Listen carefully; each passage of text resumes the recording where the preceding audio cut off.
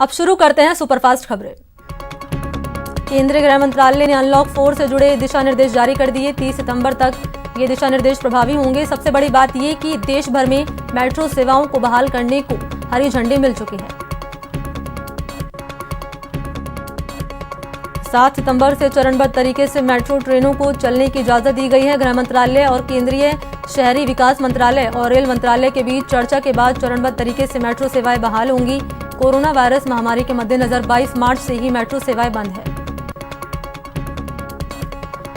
Unlock 4 की guidelines के मुताबिक 21 सितंबर से सामाजिक, शैक्षणिक, स्पोर्ट्स, मनोरंजन, सांस्कृतिक, धार्मिक, राजनीतिक और दूसरे कार्यक्रमों को इजाजत होगी, बशर्ते उनमें 100 से ज्यादा व्यक्ति शामिल ना हो।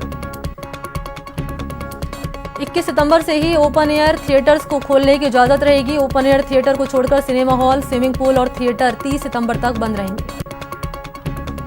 स्कूल, कॉलेज, अन्य शैक्षणिक संस्थान 30 सितंबर तक बंद रहेंगे। राज्यों, केंद्र शासित प्रदेशों में 50% तक शिक्षण, गैर शिक्षण कर्मचारियों को ऑनलाइन शिक्षण, टेली काउंसलिंग से संबंधित कार्य के लिए स्कूलों में बुलाया जा सकता है। कंटेनमेंट जोन के बाहर स्थित स्कूलों में 9वीं कक्षा से 12वीं कक्षा तक के छात्रों को अभिभावक की लिखित सहमति से जाने की अनुमति दी जा सकती है। गृह मंत्रालय की ओर से जारी गाइडलाइन के मुताबिक अंतर्राष्ट्रीय हवाई यात्रा गृह मंत्रालय द्वारा मंजूर यात्रा को छोड़कर स्थगित रहेगी। केवल उन्हीं यात्राओं को अनुमति दी जाएगी जिसे गृह मंत्रालय पास करेगा या फिर किया होगा। गृह मंत्रालय की अनलॉक 4 गाइडलाइंस में खास तौर पर जिक्र है कि राज्य या केंद्र शासित प्रदेश अपने अपने यहां कंटेनमेंट जोन से बाहर के इलाकों में स्थानीय स्तर पर किसी भी तरह के लॉकडाउन का ऐलान नहीं कर पाएंगे। राजस्थान सरकार अनलॉक 4 पर आज गाइडलाइंस जारी करेंगे। सीएम गहलोत आज दोपहर 12 बजे रिव्यू मीटिंग लेंगे। इस रिव्यू मीटिंग में आला अफसरों के साथ महामारी के हालात पर मंथन होगा। केंद्र की गाइडलाइंस पर चर्चा के बाद राज्यों की गाइडलाइंस पर चर्चा की जाएगी। बैठक में स्वास्थ्य मंत्री रघु शर्मा, सीएस राजीव स्वरूप समेत दिग्गज मौजूद रहेंगे। मरोदरा में 1407 नए केस के साथ कोरोना मरीज की संख्या 78,700 के पार पहुंच गई। इलाज के बाद 62,000 से ज्यादा लोग ठीक हो गए, जबकि 14,776 केस अभी भी एक्टिव हैं। देश में 24 घंटे में करीब 79,000 नए मामले सामने आए, जो अब तक के किसी भी देश में एक दिन में दर्ज किए गए सबसे ज्यादा मामले हैं। इसके साथ ही देश में कोरोना पॉजिटिव मामले 35 लाख को पार कर गया। देश में 24 घंटे में कोरोना रिकवरी 64,681 रही, जबकि ठीक हुए लोगों की संख्या 6,861 हो गई। वायरस से 24 घंटे में 945 मौतें दर्ज की गई थी, जो 5 दिनों में पहली बार 1,000 से नीचे रही। प्रदेश में बीते 24 घंटे में महामारी से 13 लोगों की मौत हो गई। जयपुर में 2, जोधपुर में 2, कोटा में 2, बाड़मेर में 1, दौसा में 1, बीकानेर में 1, धौलपुर में 1, अजमेर में 1, सिरोही में 1 और उदयपुर में 1 मौत दर्ज हुई। कोरोना से अब तक 1030 लोग जान गंवा चुके हैं। कोटा में शनिवार को कोरोना से रिकॉर्ड 6 मरीजों की मौत हो गई। इन मौतों से चिकित्सा विभाग में हड़कंप मच गया। कोचिंग सिटी में कोरोना से मौत का आंकड़ा 110 तक पहुंच गया। कोटा में शनिवार को रिकॉर्ड 466 कोरोना के पॉजिटिव मामले सामने आने से हड़कंप मच गया। इसके साथ ही कोचिंग सिटी में पॉजिटिव मरीज की संख्या बढ़कर 6,000 के पार पहुंच गई। कोटा में कोरोना का कहर खाकी पर भी टूटा। शनिवार को रेलवे कॉलोनी थाने में 9 पुलिसकर्मी कोरोना पॉजिटिव पाए गए। कोटा में प्लाज्मा डोनेशन में बेहतरीन काम हो रहा है। इसमें जीवनदाता टीम अहम भूमिका निभा रही है। शनिवार को 3 दोस्तों ने प्लाज्मा डोनेशन कर नया कीर्तिमान स्थापित किया। कोटा प्रशासन ने 8 दिन का लॉकडाउन लागू किया। जिला प्रशासन के इस फैसले का कोटा व्यापार महासंघ और शहर के करीब 100 व्यापारी संगठनों ने विरोध किया और व्यापारियों के साथ विश्वासघात करार दिया। कोटा में कोरोना की रफ्तार बेकाबू हो गई है। कोटा कलेक्टर बीती रात 8 बजे से 6 सितंबर रात 12 बजे तक के लिए लॉकडाउन की घोषणा कर दी है। कलेक्टर ने कहा कि कोरोना की बेकाबू स्थिति को देखते हुए 8 दिन के लिए लॉकडाउन लगाया गया है। एजुकेशन सिटी में 8 दिन का लॉकडाउन रहेगा। लॉकडाउन को लेकर कलेक्टर उज्जवल राठौड़ ने घोषणा की। अलवर में शनिवार को फिर से कोरोना विस्फोट हुआ। कल जिले में 260 कोरोना के नए मामले सामने आए। इसके साथ यहां कोरोना मरीज की संख्या 8,082 तक पहुंच गई। चूरू कलेक्टर प्रदीप के गावंडे ने शनिवार को कोविड-19 की रोकथाम को लेकर निजी अस्पताल संचालकों के साथ मीटिंग की। मीटिंग में महामारी के इलाज के लिए एक और डेडिकेटेड कोविड केयर सेंटर शुरू करने पर सहमति जताई। सवाई माधोपुर में भी कोरोना का कहर नहीं थम रहा। जिले में एक साथ 49 कोरोना संक्रमित रोगी पाए गए। चिकित्सा विभाग कोरोना संक्रमित रोगियों के संपर्क में आने वाले लोगों की सैंपलिंग कर रहा है। चूरू में एक युवक पर कोरोना का कहर मौत बनकर टूटा। वार्ड संख्या 42 के 30 साल के युवक ने बीकानेर के पीबीएम अस्पताल में इलाज के दौरान दम तोड़ दिया। युवक की जांच रिपोर्ट कोरोना पॉजिटिव आई थी।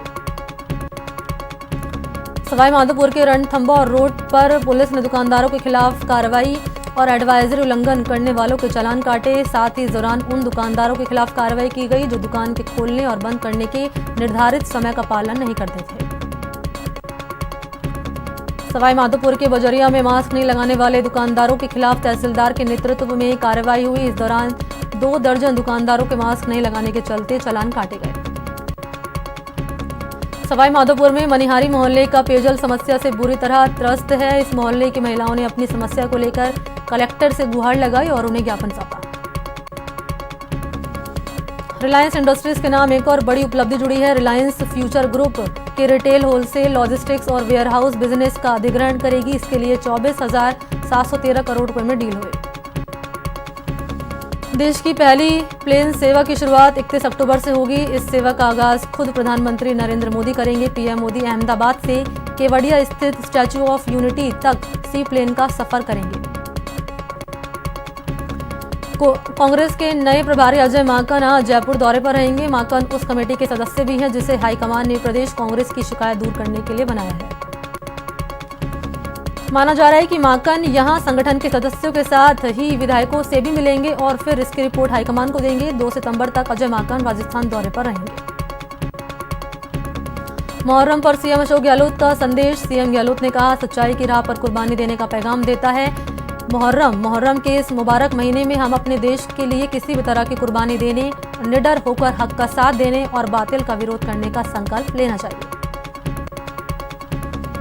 सीकर सांसद सुमेधानंद सरस्वती ने बिजली बिलों को लेकर राज्य सरकार पर निशाना साधा। सांसद ने कहा कि बीजेपी ने किसानों की पूरी मदद की थी, लेकिन कांग्रेस सरकार कोरोना काल के दौरान बिजली के बिलों को बढ़ाकर जनता के साथ मजाक कर रही है। यूथ प्रदेश अध्यक्ष गणेश गोगरा शनिवार को 1 दिवसीय दौरे पर अजमेर पहुंचे, जहां उनका कार्यकर्ताओं ने स्वागत किया। मीडिया से बातचीत में गोगरा ने कहा कि प्रदेश सरकार कोरोना में ऐतिहासिक काम कर रही है। माध्यमिक शिक्षा बोर्ड राजस्थान की पूरक परीक्षाएं 3 सितंबर से शुरू होगी। परीक्षा की तैयारियां जोर शोर से चल रही है। परीक्षा केंद्रों में परीक्षार्थियों को मास्क पहनना जरूरी होगा। अलवर सांसद महंत बालकनाथ ने प्रदेश सरकार से प्रयोगशाला सहायक भर्ती 2018 के चयनित अभ्यर्थियों को शीघ्र नियमित नियुक्ति देने की मांग की। उसको लेकर उन्होंने सीएम अशोक गहलोत को चिट्ठी लिखी। धौलपुर सर्किट हाउस में बीजेपी की बैठक हुई, जिसमें पार्टी हल्ला बोल कार्यक्रम की रणनीति पर मंथन हुआ। बैठक में बीजेपी जिलाध्यक्ष श्रवण कुमार वर्मा ने गहलोत सरकार पर जमकर निशाना साधा। अलवर में धानका जनजाति समाज का एक प्रतिनिधि मंडल श्रम राज्य मंत्री टीकाराम जूली से मिला और राज्य में समाज के सदस्यों को जाति प्रमाण पत्र बनवाने में आ रही समस्या से अवगत कराया। चूरू में बीजेपी की कार्यशाला आयोजित हुई। कार्यशाला में विधानसभा उपनेता प्रतिपक्ष राजेंद्र राठौड़ ने शिरकत की। कार्यशाला में बीजेपी के कई कार्यक्रम को बूथ स्तर तक पहुंचाने के लिए मॉनिटरिंग टीम का गठन कर उन्हें कार्यभार सौंपा गया। अलवर में बीजेपी की जिला इकाई की ओर से कांग्रेस के कुशासन के खिलाफ हल्ला बोल कार्यक्रम शुरू किया गया। बीजेपी जिला अध्यक्ष ने आज प्रेस कॉन्फ्रेंस में कांग्रेस पर जमकर हमला बोला। स्वायत्त शासन विभाग के अतिरिक्त निदेशक डॉक्टर प्रवीण कुमार ने भीलवाड़ा का दौरा किया। इस दौरान उन्होंने इंदिरा रसोई और नगर परिषद कार्यालय की सभी शाखाओं का निरीक्षण किया। पंचायत समिति लालसोट के सभा भवन में क्षेत्रीय अधिकारियों की बैठक उद्योग मंत्री ने ली और मनरेगा कार्यों की समीक्षा की। प्रदेश संगठन महामंत्री चंद्रशेखर झुंझुनू पहुंचे, जहां जिला अध्यक्ष पवन मावंडिया की अध्यक्षता में बैठक हुई। प्रदेश की गहलोत सरकार के 20 महीने के कार्यकाल पर कहीं सवालिया निशान लगाते हुए प्रदेश बीजेपी ने 28 अगस्त से 4 सितंबर तक के लिए बड़े आंदोलन की रूपरेखा हल्ला बोल के रूप में की। दौसा से कांग्रेस के विधायक मुरारी लाल मीणा का बयान चर्चा का विषय बना हुआ है। खेल दिवस पर एक कार्यक्रम में खिलाड़ियों को संबोधित करते हुए मुरारी लाल ने कहा कि पता है ना कि हम लोग पिछले दिनों भाग गए थे, तब से उनको लगने लगा कि उनकी विदाई जाने वाली है। ब्रेक के बाद आपका स्वागत है। चले बढ़ते हैं खबरों की ओर। जोधपुर में हैवानियत की हद पार हो गई। यहां 15 साल की मासूम से 6 लोगों ने गैंगरेप किया। पीड़ित को पुलिस ने बालिका गृह भेज दिया। दौसा में आज सुबह घर में घुसकर हत्या का सनसनीखेज मामला सामने आया। ये वारदात देर रात आभानेरी के पास कांच की ढाड़ी में हुई, जहां हमलावरों ने घर में घुसकर नींद में सो रहे एक युवक और उसकी मां पर हमला कर दिया। हमले में घायल युवक की मौत हो गई, जबकि उसकी मां की हालत गंभीर है। अलवर में नीमराड़ा के अनंतनाग सोसाइटी में पुलिस ने सर्च ऑपरेशन चलाया। पुलिस की इस कार्रवाई से सोसाइटी में हड़कंप मच गया। दरअसल पुलिस को इस सोसाइटी में अपराधियों की शरण लेने की शिकायत मिली थी। श्रीगंगानगर पुलिस ने हनी ट्रैप गिरोह का पर्दाफाश किया। इस गिरोह के 2 सदस्यों को गिरफ्तार कर लिया। साथ ही गिरोह की महिला सदस्यों समेत अन्य की तलाश जारी है। जोधपुर में चोरी की धमाचौकड़ी जारी है। बावड़ी तहसील के सोयला गांव में चोरों ने 6 दुकान के ताले तोड़कर वारदात को अंजाम दिया। चोरी की ये पूरी करतूत सीसीटीवी में कैद हो गई। श्रीगंगानगर की राजासर पुलिस ने नाकाबंदी के दौरान 6 व्यक्तियों को गिरफ्तार किया। इनके पास से 6 प्लास्टिक के कट्टों में 33 किलो अवैध डोडा पोस्त बरामद किया। प्रदेश में एक बार फिर आनंदपाल गिरोह सक्रिय हो गया है। नागौर की कुचामन सिटी में गिरोह से जुड़ी अनुराधा चौधरी ने सुनील नाम के शख्स को वसूली के लिए धमकाया। डूंगरपुर के कल्याणपुर गांव में तालाब पर नहाने गए 2 बच्चों की डूबने से मौत हो गई। सूचना पर स्थानीय पुलिस मौके पर पहुंची और दोनों बच्चों के शवों को पानी से निकलवाया। दौसा की मंडावरी पुलिस ने 13 फरवरी की लूट की वारदात का पर्दाफाश कर दिया। पुलिस ने लूट में शामिल 3 बदमाशों को गिरफ्तार कर लिया। अलवर की शाहजहांपुर पुलिस ने सुपारी देकर बैंककर्मी पर हमला करने वाले आरोपी कृष्ण कुमार को गिरफ्तार किया। ये आरोपी 2 महीने से फरार चल रहा था और उसने बैंककर्मी सुमित कुमार पर रंजिश के चलते 50,000 की सुपारी देकर हमला करवाया था। जयपुर के संजय सर्किल और नाहरगढ़ इलाके में पुलिस ने स्पाइडरमैन और एवेंजर जैसे इंटरनेशनल ब्रांड के 1571 खिलौने और 406 नकली बैग जब्त किए हैं। धौलपुर के सदर थाना इलाके में NH3 पर वाहन ने 30 साल के युवक को टक्कर मार दी। हादसे में युवक की मौके पर मौत हो गई। शव कब्जे में लेकर पुलिस ने जांच शुरू कर दी। सवाई माधोपुर सिविल लाइंस में SP आवास पर एक विशालकाय पेड़ दीवार तोड़ता हुआ सड़क पर अचानक गिर गया। हालांकि इसमें कोई जनहानि नहीं हुई। कड़ी मशक्कत के बाद पेड़ को मौके से हटाया गया। कोटा ग्रामीण की सांगौद पुलिस ने 80,000 की लूट की वारदात का पर्दाफाश किया। इस कांड को अंजाम देने वाले 2 बदमाशों को गिरफ्तार कर लिया और इनके कब्जे से लूट की रकम भी बरामद कर ली। कोटा रेलवे कॉलोनी थाना पुलिस ने एक शातिर बदमाश को गिरफ्तार किया। आरोपी के कब्जे से देशी कट्टा और 3 जिंदा कारतूस बरामद किया। ये आरोपी किसी वारदात को अंजाम देने की फिराक में था। श्रीगंगानगर की कोतवाली पुलिस ने 2 बदमाशों को गिरफ्तार किया। ये दोनों की गिरफ्तारी युवती से मोबाइल छीनने के आरोप में हुई है। चूरू के नेठवा गांव में युवक की जहरीले पदार्थ से तबीयत बिगड़ गई। परिजनों के मुताबिक फसल में कीटनाशक का स्प्रे करते समय युवक बेहोश हो गया। श्रीगंगानगर के अनूपगढ़ पुलिस ने लाखों की ठगी कर 8 महीने से फरार चल रहे ठग को गुजरात के तापी से गिरफ्तार करने में सफलता हासिल की। आरोपी पर सस्ते दाम पर इलेक्ट्रॉनिक उत्पाद और फर्नीचर बेचने के नाम पर लाखों रुपए की ठगी करने का आरोप है। सीकर की लक्ष्मणगढ़ पुलिस ने शातिर बाइक चोरों को गिरफ्तार किया और इसके कब्जे से 1 दर्जन बाइक बरामद की। आरोपी से पुलिस कड़ी पूछताछ कर रही है। सीकर में नकली दूध का कारोबार बड़े पैमाने पर फल फूल रहा है। नकली दूध के सौदागर लगातार कई शहरों में नकली दूध की सप्लाई कर लोगों के स्वास्थ्य के साथ खिलवाड़ कर रहे हैं। बाड़मेर में रेडाणा का रण असामाजिक तत्वों की हरकतों की वजह से पर्यटकों पर भारी पड़ सकता है। कुछ असामाजिक तत्वों ने शराब के नशे में धुत होकर बोलेरो गाड़ी को पानी में उतार दिया। चिकनी मिट्टी और गहरा पानी होने के चलते गाड़ी अनियंत्रित होकर पलट गई। बाड़मेर के झड़कली गांव में आकाशीय बिजली के कहर से 42 बकरियों की मौत हो गई। बताया जाता है कि किसान ने बारिश के बाद बकरियों को खेत में बांध दिया था।